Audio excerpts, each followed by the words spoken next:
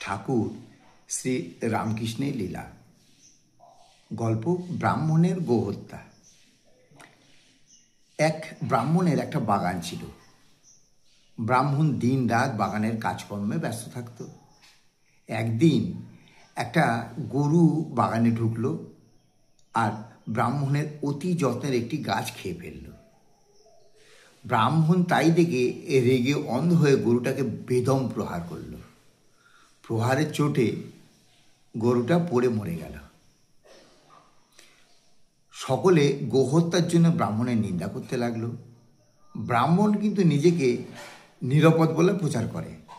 সে বলল, হ্যাঁ, আমার হাতে গোবধের জন্য দায়ী, অর্থাৎ হাতের যে দেবতা ইন্দ্র তিনি এই কাজের জন্য দায়ী। অর্থাৎ হাতের যে দেবতা ইন্দ্র তিনি এই কাজের জন্য দায়ী। যদি পাপ হয়ে থাকে সে পাপ ইন্দ্রের হয়েছে। ইন্দ্র দেখলেন এ তো মহাবিপদ, ব্রাহ্মণ আমাকেই দায়ী করছেন, এর প্রতিবাদ করা দরকার।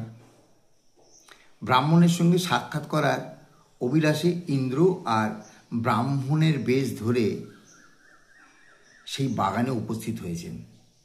বাগান দেখে তো তিনি মুগ্ধ। এই বাগানটি কার মশাই? ব্রাহ্মণ বলল, আমার। ইন্দ্র বলছেন, আহা, বেশ চমৎকার বাগান তো আপনার। আপনার মালিকটি তো খুব ভালো, দেখুন না কেমন সাজিয়ে গুছিয়ে গাছগুলি পুঁতেছে। ব্রাহ্মণ বললেন, আগে ও সবই আমি দাঁড়িয়ে থেকে করিয়েছি। ইন্দ্র বললেন, বটে, তো আপনার বাগানের রাস্তাটি তো বেশ সুন্দর হয়েছে, ওটি কে করেছে? ব্রাহ্মণ, সবই আমার নিজের হাতের করা। ইন্দ্র বললেন, বটে, বটেই তো, সবই আপনার করা, তবে খালি গরুটা মারবার সময় বুঝি ইন্দ্র এসেছিলেন?